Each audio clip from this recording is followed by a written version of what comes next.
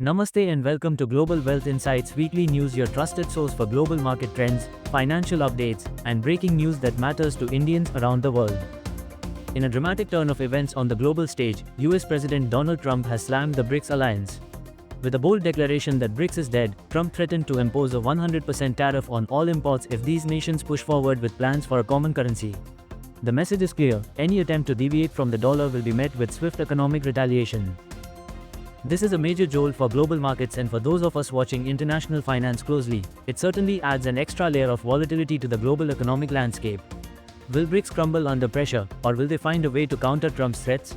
Stay tuned as we keep a close eye on this developing story. In a high-profile meeting that has captured global attention, Indian Prime Minister Narendra Modi sat down with tech titan Elon Musk in Washington this week. The two visionaries discussed everything from space exploration to mobility, innovation, and good governance. With space access Starlink eyeing expansion into India, despite recent tussles over spectrum allocation, this dialogue could pave the way for significant tech-driven growth in our homeland. Now, let's dive into our stock market roundup for the week. GlaxoSmithKline Pharmaceuticals reported a robust 35% jump in profit for Q3, driven by strong demand for respiratory drugs and the antibiotic Augmentin. A promising sign amid challenging times. In a tougher note, auto parts maker Samvardhana Motherson saw a rise in profit, but it fell short of analyst estimates, reflecting the impact of weak global car sales. Tractor maker Escorts Kubota experienced a 7.7% increase in profit this quarter, boosted by the festive season and a better-than-expected monsoon.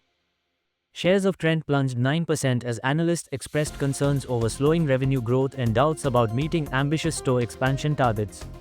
A reminder that even the fastest-growing brands can face headwinds. India's top beer seller, United Breweries, reported a 25% drop in profit, as inflation and cautious consumer spending impacted sales of its cheaper brands. In a bright spot for the automotive sector, Ashok Leyland outperformed expectations with a 31.3% jump in Q3 profit, buoyed by a surge in exports offsetting sluggish domestic demand. Agricultural chemicals maker Bayer Crop Science posted a sharp 63.3% decline in profit due to soaring costs, despite a modest revenue increase. IPO fever is gripping the markets. Let's look at the IPO front. In the world of public offerings, Hexaware Technologies' IPO was fully subscribed on its final bidding day, oversubscribed by over 2.5 times. This marks the largest IT IPO since TCS's milestone offering 2 decades ago. On the other hand, Ajax Engineering's IPO saw a lukewarm response, with an oversubscription of just 6.45 times. Will market volatility lead to a quiet listing or a big debut? Only time will tell. For Indians abroad looking to invest in India's growth story, these IPOs could be worth watching. Another stock market news: couple of noteworthy updates from the global markets. Indian benchmark indexes have been on a 6-day losing streak, wiping out around $180 billion in market value due to global trade tensions and concerns about corporate earnings. Morgan Stanley Capital International has added Hyundai Motor India to its key global index while removing Adani Green Energy. This strategic shift is being closely watched by investors worldwide. Finally, in the price tracker updates, gold prices are on the rise as global trade tensions escalate.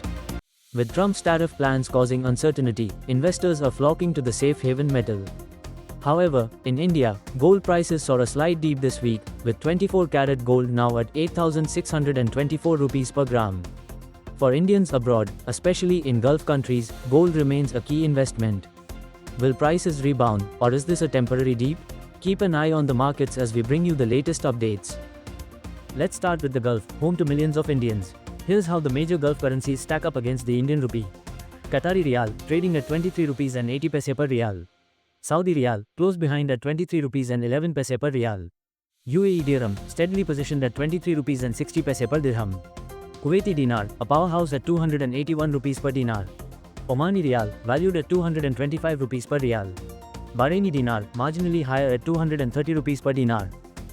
For Indians in the Gulf, these rates are critical when sending remittances or planning financial moves. With the rupee holding steady against most Gulf currencies, now might be a good time to make those transfers. That's all for this week's edition of Global Wealth Insights Weekly News. Whether you are in the Gulf, the USA, Canada, or anywhere else, we're here to keep you informed and empowered. Don't forget to like, share, and subscribe for more updates. Until next time, stay informed and stay ahead. This is Deep, your host, signing off.